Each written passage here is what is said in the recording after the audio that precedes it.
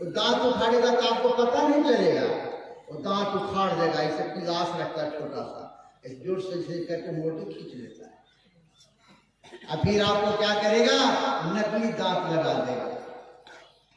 अब बड़ा अच्छा लगता है, आराम से रोटी चबा चबा खाता है। वाह भाई वाह। यमराज ने सोचा भाई हमारा दोनों ने नोटिस इसने दबा दिया, तो तीसरा नोटिस भेजता है, आंख से दिखाई कम पड़ने लग गए। लोग कह रहे पहले आप तो चश्मा हो गया, पहले बूढ़े बोले अरे कौन है बच्चों, कौन है बाबू, ऐसा ऐसा आ करके, किसका लड़का है तू, ऐसे करना आपसे, ऐसे आंख ऊपर बात दिखाई कम पड़ती है।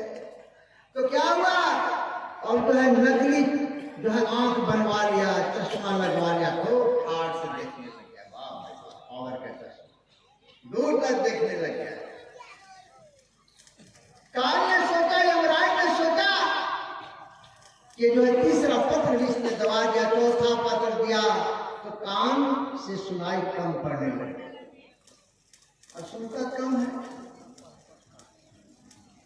कोई भी कुछ कहता है बहुत जोर से बोलिए, भाई सुनता नहीं, बहरा है। हम उत्तर प्रदेश में थे, तो एक आए बाबा प्रेमी बुजुर्ग थे, उनके बाबा खाना में खा के आए हैं, कहाँ से आए हैं, तो खाना खा के आए, कहाँ से आए, जोर से बोला कान में, सुनता ही नहीं था भाई, अवस्था है। अब उस आदमी ने क्या किया, कान में नकली जो है बैटरी लगा लिया, नकली कान बनवा लिया, तो आराम से बैटरी से कान चलता, आराम से सुनता।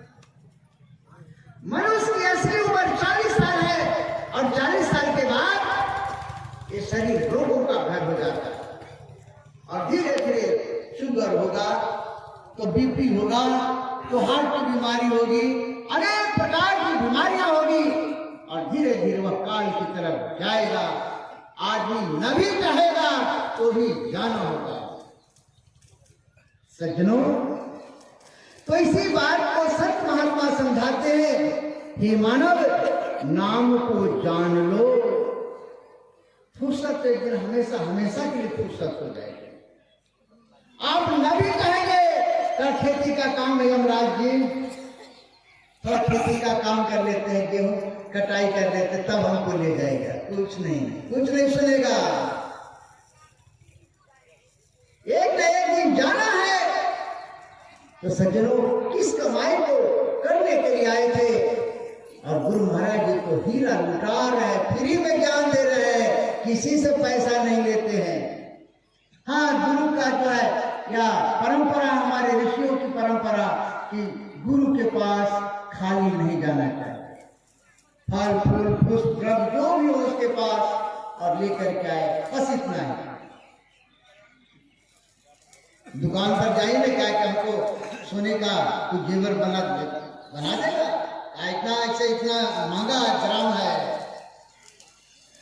लेकिन सदगुरु महाराज जी ऐसे होते हैं, हम तो सत्य नाम व्यापारी, कोई ला दे कांसा पीतल, कोई लाम सुपारी, हम तो ला दे नाम धनी के पूरन खेप हमारी, घटा न होवे लखा चौगना, बानी क्यों हम भारी, हम तो सत्य नाम व्यापारी। गुरु महाराज जी राम नाम के व्यापार को बढ़ाते हैं। यूएसए, यूके,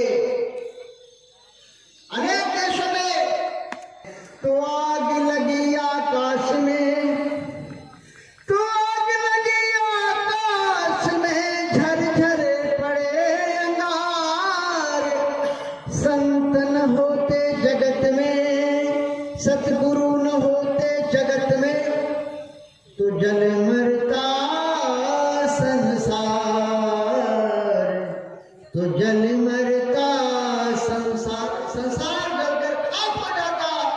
महापुरुष तो संसार को बचाने के लिए आते हैं। आज गुरु महाराज जी, ये जो हमारे मानव उत्थान सेवा समिति के फाउंडर है, मानव धर्म के प्रणेता, महान मानवतावादी सदगुरुदेव जी महाराज, सदगुरुदेव श्री सतपाल जी महाराज, जो पूरे विश्व के अंदर में अध्यात्म ज्ञान को फैला रहे हैं। सज्जनों, मान बदलने से पहले उसके हृदय को बदलना होगा, और हृदय का परिवर्तन तो केवल नाम से ही होगा, ज्ञान से ही होगा। सज्जनों, क्योंकि संत तो संसार को बचाने के लिए आते हैं, और भगवान श्री कृष्ण ने महाभारत के युद्ध को रोकना चाहा था। शांति दूत बनकर के भगवान जाते हैं, पांडव कहने लग गए कि महाराज, वो दुष्ट बुद्धि का दुर्योधन नहीं मानेगा। भगवान कहते हैं मैं भी जानता हूं, लेकिन आने वाला समाज हमें दोषी न ठहराए। जो होनी है प्रबल है तो होगा ही होगा, जो होना है वही होगा, लेकिन आने वाला समाज हमें दोषी ठहराएगा। हे पांडवों, जाने तो हमें। महाराज, भीम कहता कि मैंने प्रतिज्ञा की है, दुशासन के छाती का लहू द्रौपदी के बालों में लगाऊंगा। ये प्रण का क्या होगा? सज्जनों, अनेक प्रकार से लोग अपनी अपनी समस्या बताते हैं। कहा नहीं, मैं जाता हुआ जाते भगवान को अपमानित करता है। रश्मि रखी में दिनकर जी ने कहा है, रामधारी सिंह दिनकर, उल्टे हरि को बांधने चला, उल्टे हरि को बांधने चला, का इसको बंदी बना। दुर्योधन कहता है, जो था असाध्य साधने चला। डगमग डगमग दिग्गज बोले, भगवान कुपित होकर बोले, यह देख गगन मुझ में लय है, यह देख पवन मुझ में लय है। आकाश देख, पाताल देख, मुट्ठी में तीनों काल देख, मेरा स्वरूप विकराल देख। सज्जनों, फिर भी वह नहीं समझ पाया। महापुरुष तो बचाने के लिए आते हैं, युद्ध को रोकना चाहते हैं। कहते 5 गांव दे दो उनको, बाकी सब कुछ दे दो इनको, 5 ग्राम रखो अपनी धरती में। वह भी दुर्योधन दे नहीं सका। दुर्योधन कहता कि कृष्ण, बगैर युद्ध के लोग के बराबर में भी मैं जगह नहीं दूंगा। एक कायर पांडव भागने लग गए, शांति का संदेश लेकर के आप आए हैं, जाइए कहिए वो हमसे युद्ध करेगा। जब अपमानित हुए भगवान कृष्ण का कहते हैं कि हे पांडवों, अब तो युद्ध करना ही होगा। और भयंकर युद्ध होता है, कौरवों का विनाश होता है। महापुरुष तो बचाने आते हैं, ज्ञान दे करके संसार को बचाना चाहते हैं। लेकिन भाई, यदि कोई बचना ही ना चाहे तो 7 दीप 9 खंड में, 7 दीप 9 खंड में सतगुरु फेंकी डोर, तो सतगुरु का क्या दोष, तो इसमें सतगुरु का क्या दोष।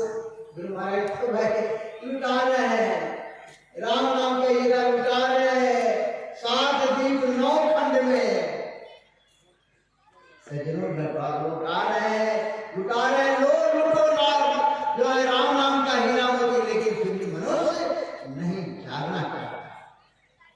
तो महापुरुष आते रहे हैं, आते रहेंगे संसार को बचाने के लिए। किसने पहचाना? सबने नहीं, पांडवों ने पहचाना, अर्जुन ने पहचाना, उस समय के गरीब गरीब भक्तों ने पहचाना। अब विरोध किसने किया? बड़े बड़े राजाओं ने, शिशुपाल ने, जरासंध ने, दुर्योधन ने, दुशासन ने। महात्मा जी के मुखारबिंद से अमृतमय उस प्रभु की चर्चा को सुने, क्योंकि प्रभु की चर्चा सुनने से ही मनुष्य का जीवन का कल्याण होता है। अन्यथा बेकार जीवन चला जाएगा, 184 में जाएंगे, अनेक प्रकार के भोग भोगने पड़ेंगे। प्रेमी सज्जनों, उन भोगों से छुटकारा पाने पाइए, उस प्रभु के नाम को जानिए, उस परमात्मा का नाम क्या है। अब आप लोगों के सामने हमारे पूज्य महात्मा गिरीशानंद जी अपने अमृतमय विचारों को आप लोगों के सामने देने जा रहे हैं। आप इनके विचारों को सुनकर के अपनी झोली को भर लीजिए।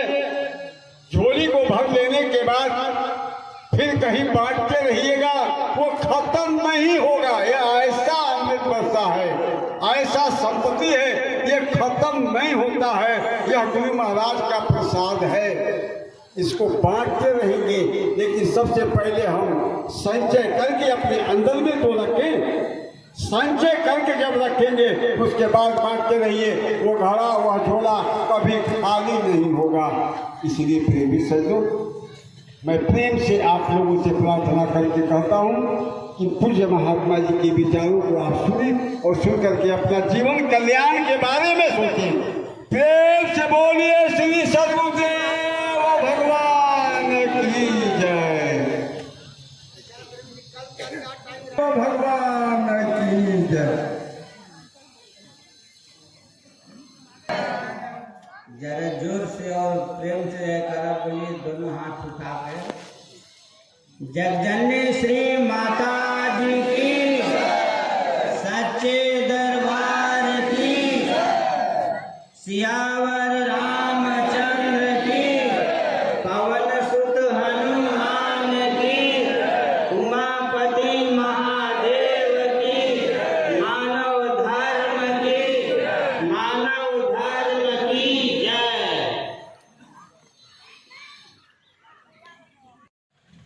तो पूरा उसका लाभ नहीं होगा। तो पहले तुलसीदास जी ने बता दिया कि मंजन अति अनुराग, लह चार फल अक्षर तनु साधु समाज प्रयाग। कि सबसे पहले ध्यान लगा के सुने और सुनी हुई बात को समझें। ये नहीं कि सुन लिया और समझे नहीं, तो समझना भी बहुत जरूरी है। और जब बात समझ लिए कि फायदे की है, अच्छी बात है, तो उसको जीवन में उतारें। तब जाके पूरा सत्संग का लाभ मिलेगा और जीवन में बदलाव आएगा। कहा कि सत्संग सुनने से तुरंत बदलाव आता है। कौवा कोयल और बगुला हंस बन जाता है। जैसे कौवा है और जब बोलता है तो आदमी को अच्छा नहीं लगता है, किसी को ठगता है, किसी को धोखा देता है, किसी को परेशान करता है,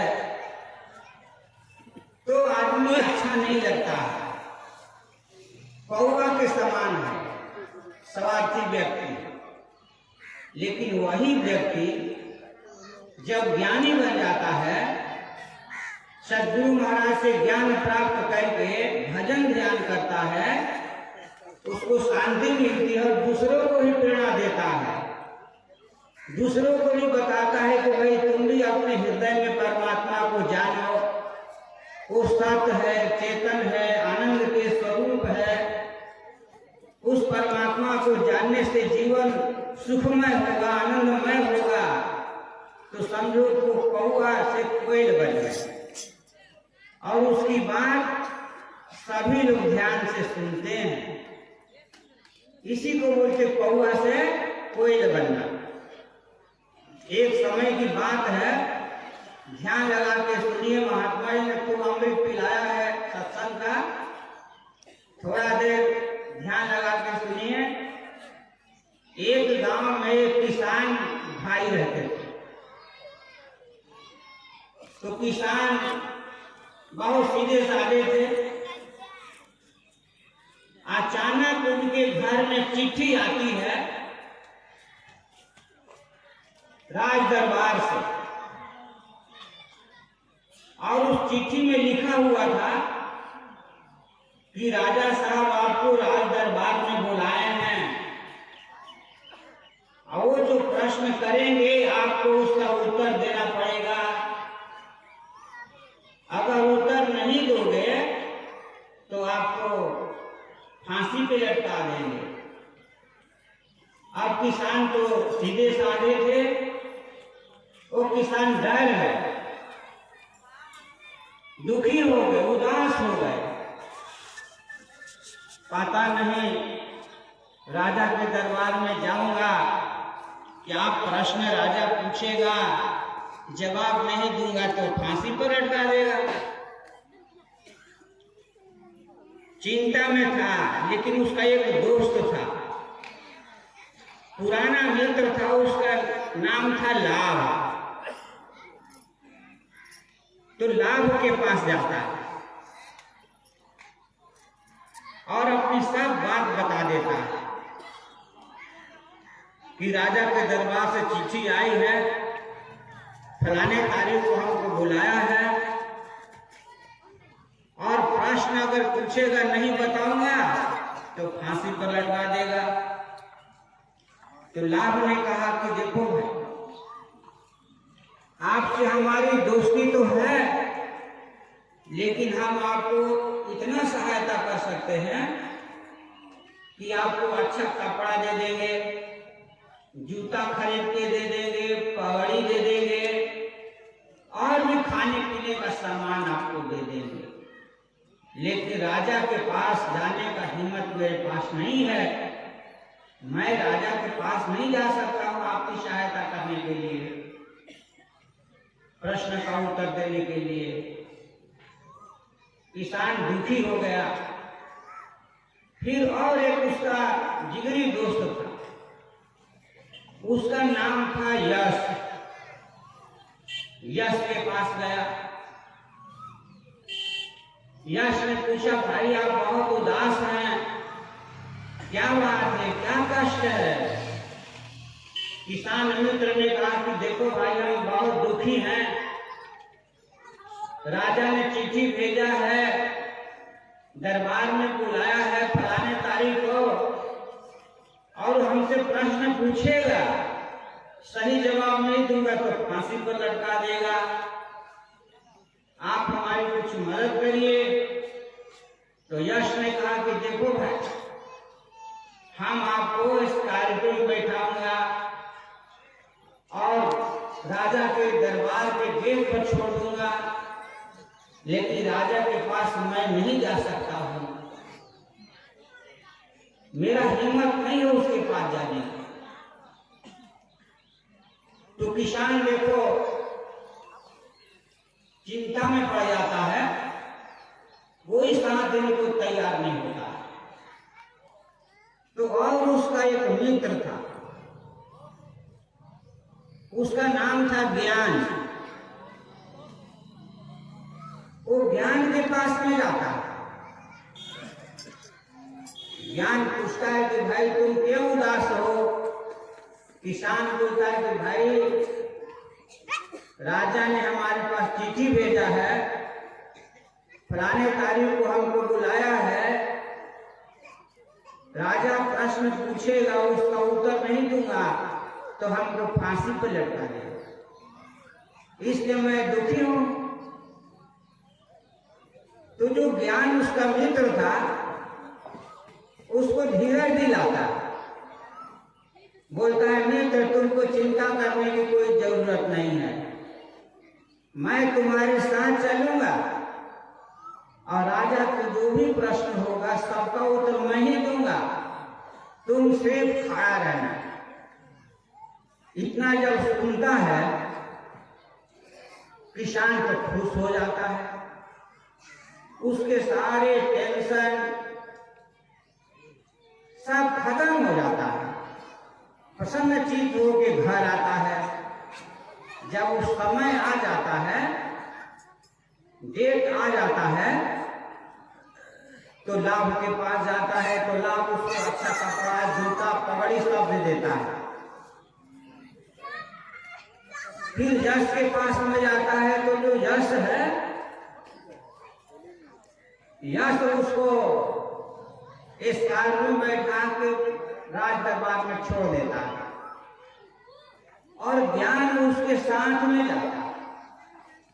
राजा जो भी प्रश्न करता है ज्ञान सब उत्तर दे देता है। इससे राजा प्रसन्न हो जाता है और उसको एक जिला के किसान को राजा बना देता है। तो देखिए इसका मतलब क्या है, आप लोग समझ गए होंगे। जैसे दुनिया में देखो हम आए हैं तो दुनिया में बहुत से चीज हमने प्राप्त किया, लाभ प्राप्त किया। धन दौलत, बेटा बेटी, घर द्वार, जमीन, रुपया, पैसा, पद, प्रतिष्ठा, ये सब प्राप्त किया है, इसी को लाभ बोलते हैं। और इसके साथ साथ हम लोगों ने यश प्राप्त किया है, नाम है। देखो कितना दूर दूर में आज मोदी का नाम फैला हुआ है, देश विदेश में यश फैला हुआ है। तो ये यश हो गया। और जो राजा है वो देखो यमराज है। अंत में जब समय आता है तो कहाँ जाना पड़ता है हिसाब देने के लिए? अंतिम हिसाब तो धर्मराज के पास में अंतिम हिसाब देना पड़ता है। ऐसे तो हर दिन हिसाब होता है, लेन देन होता है, लेकिन अंतिम जो जीवन का हिसाब है वो धर्मराज के पास में जाके देना पड़ता है। तो धर्मराज के पास में यश भी नहीं जाएगा, लाभ भी नहीं जाएगा। क्या जाएगा? उसके पास में ज्ञान जाएगा। वो भी कौन सा ज्ञान जाएगा? ये संसार का ज्ञान नहीं जाएगा।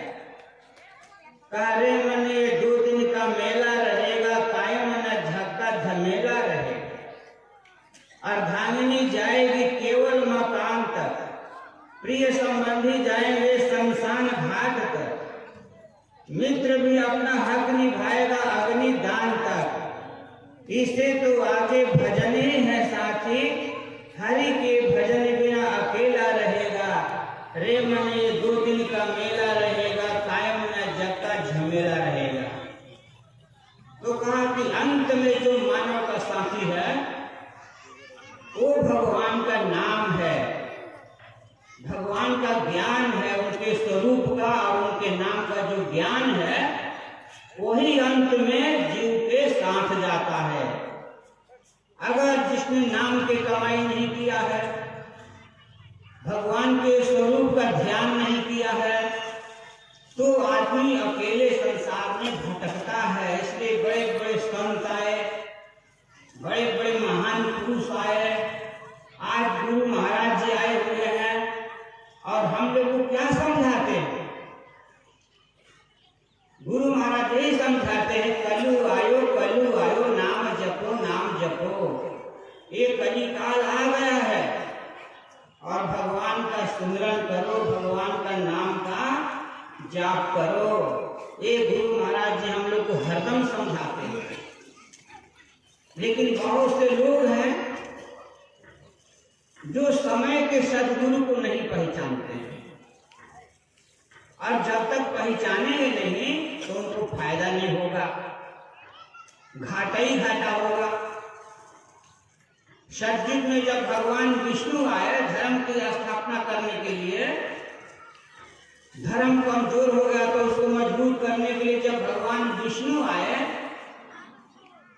तो बहुत से लोग तो पहचान लिए, जिनको हम देवी देवता बोलते हैं, और बहुत से लोग तो नहीं पहचाने, जिनको हम दानव लोग बोलते हैं। वो लोग विरोध करते रहे, कहा ये भगवान विष्णु, ये भगवान परमात्मा नहीं है, ये भी देवी देवता है। तो पहचाने नहीं, उसे लाभ प्राप्त नहीं किया। और जो देवी देवता पहचान लिए तो अमृत के पान किए, देवता अमर हो गए। लेकिन देखो जब समय बीत गया, सतयुग जब बीत जाता है, अजब इतिहास बनता है। संत महात्मा लोग, ऋषि मुनि लोग जब इतिहास लिखते हैं तो इतिहास पढ़ के पता चलता है कि ये विष्णु साक्षात परमात्मा थे। इन्होंने परमात्मा के अवतार लेके अपने स्वरूप का और अपने नाम का बोध कराया, ब्रह्मा जी को कराया, ब्रह्मा ने वशिष्ठ ऋषि को कराया। तो सब लोगों ने लक्ष्मी नारायण के मंदिर में स्थापना करके पूजा करना चालू कर दिया। ओम जय जगदीश हरे की आरती गाना चालू कर दिया कि अब दोबारा जब भगवान आएंगे तो हम पहचानेंगे और खूब सेवा करेंगे और उनसे ज्ञान लेके भजन भक्ति करके जीवन सफल बनाएंगे। तो देखो समय बीतते चला गया, त्रेता युग आ गया और त्रेता युग में रावण का जब अत्याचार बढ़ गया, सारी दुनिया जब त्रस्त हो गई, तब वही विष्णु भगवान राम जी के रूप में आ गए। और जब राम जी के रूप में आ गए तो जो अभिमानी लोग थे, जो सत्संग से वंचित थे, जो लोग सत्संग में नहीं जाते थे, वो लोग राम जी को नहीं पहचाने। लेकिन जो लोग सत्संगी थे, जो लोग सत्संग में साधु संतों के संगत में जाते थे, सत्संग सुनते थे, ऐसे लोगों ने राम जी को पहचान लिया और उनसे ज्ञान लेके भजन भक्ति करके दर्शन करके सेवा करके अपने जीवन सफल किया। जंगलवास हुआ जब भगवान का 14 साल के लिए, तो राम जी देखो सबरी की कुटिया में जाते हैं। सबरी ने भगवान को पहचाना। तो रामायण में लिखा हुआ है, सबरी देख राम गृह आए, मुनि के वचन समझ जिय भाए, श्याम गौर सुंदर दो भाई, सबरी पड़ी चरण लिपटाई, प्रेम मगन मुख वचन न आवा, पुनि पुनि पद सरोज सिर नावा, सादर जल ले चरण पखारी, पुनि सुंदर आसन बैठारी, कंद मूल फल सरसती, दिए राम कहयान, प्रेम सहित प्रभु खायो, बारंबार बखान। तो देखिए सबरी पहचान लेती है, क्योंकि सबरी सत्संग सुनती थी और गुरु महाराज की सेवा करती थी। वो राम जी को पहचान लेती है, दूर से ही देखती है कि श्याम वर्ण और गौर वर्ण के दोनों भाई आ रहे हैं और चरणों में गिर जाती है और प्रभु को प्रणाम करती है, अपने आंसुओं से चरण धो देती है, फिर वो अपने कुटिया में लेके जाती है, भगवान को बैठाती है, चरण धोती है और कंद मूल फल भगवान को खिलाती है, भोग लगाती है। और भगवान जी को प्रेम से बोलते हैं कि उसका जूठा बेर खा लिया,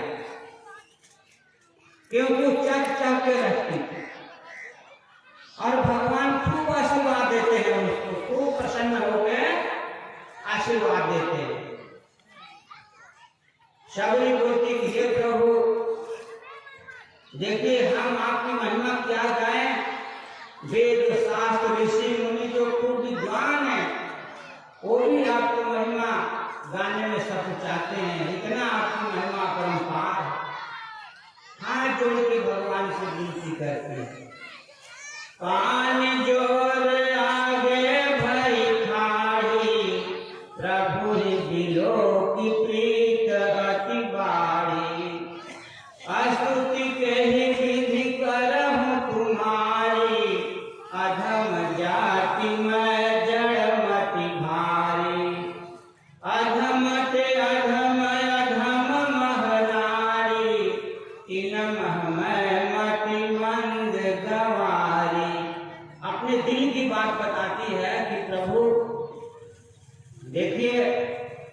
तो पढ़ाई नहीं किए हैं, अनपढ़ हैं, और हम जंगल में रहने वाले हैं, मंदबुद्धि हैं।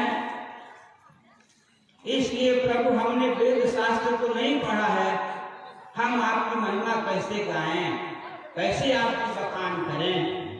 तो देखिए भगवान कितना प्रेम से सभी को समझाते हैं। कह रघुपति सुन भामिनी बाता, मानव एक भक्ति करनाता। जाति पाति कुल धर्म बड़ाई, धन बल परिजन गुण चतुराई। भक्तिहीन नर सोहे कैसे, बिनु जल बारिद देखहि तैसे। सबरी को समझाते हैं कि देखो सबरी, तुम पर हम बहुत प्रसन्न हैं, तुम्हारा स्वभाव हमको बहुत भाता है, तुम्हारा व्यवहार हमको बहुत अच्छा लगता है। और मेरा तो भक्ति और प्रेम का नाता है, जाति का, कुल के बड़ाई का, धन का, बल का, परिवार का, ये सब कोई मेरा नाता नहीं। मेरा नाता तो भक्ति का, भाव का भूखा हूँ है, भाव का भूखा हूँ मैं, भाव ही एक सार है। और जो मुझको भजे भाव से, तो भाव से मेरा पार। मैं तो भाव के भूखा। और देखिए भगवान प्रभुराम सेवरी को मोक्ष दे देते हैं। शिव जी कहते हैं कि देखो पार्वती, जो समय के महापुरुष होते हैं, ये अभागे लोग पहचान नहीं पाते हैं।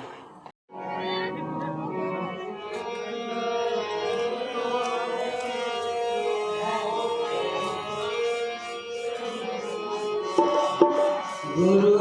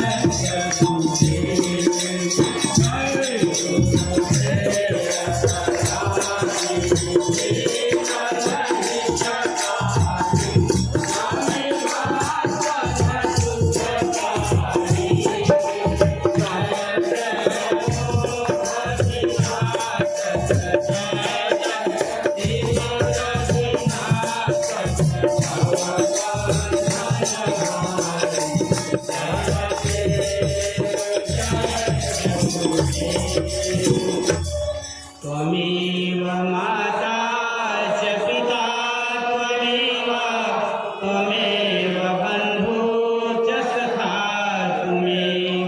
त्वमेव विद्या द्रविणं त्वमेव त्वमेव सर्वं मम देव देव त्वमेव सर्वं मम देव देव त्वमेव सर्वं मम देव देव बार बार वरमांगहूँ हर सदैव तेरी राम पद सरोज पायनी भक्ति सदा सतसंग भक्ति दान हर दीजिए गुरुदेवन के देव और नहीं कछु चाहिए निज दिन चरणन से आज भी तेरा आसरा कल भी रख तेरा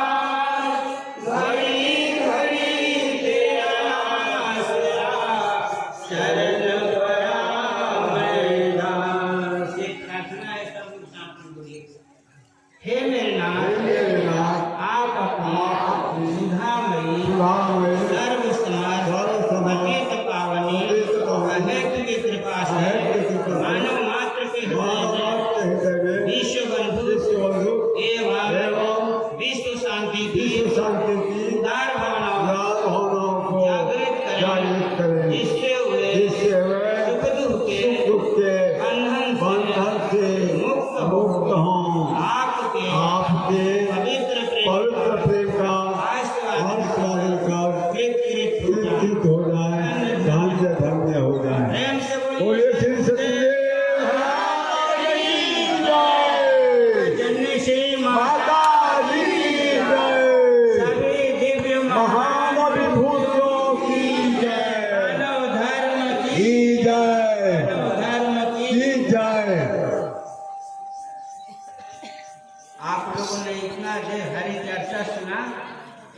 खड़ा होकर सब लोग लाइन लगा के आरती लीजिए। और हमारे पूजनीय महात्मा जी देखो बहुत तपस्वी हैं और इनका प्रेमी सज्जनों, सभी भोजन प्रसाद का प्रस्ताव है।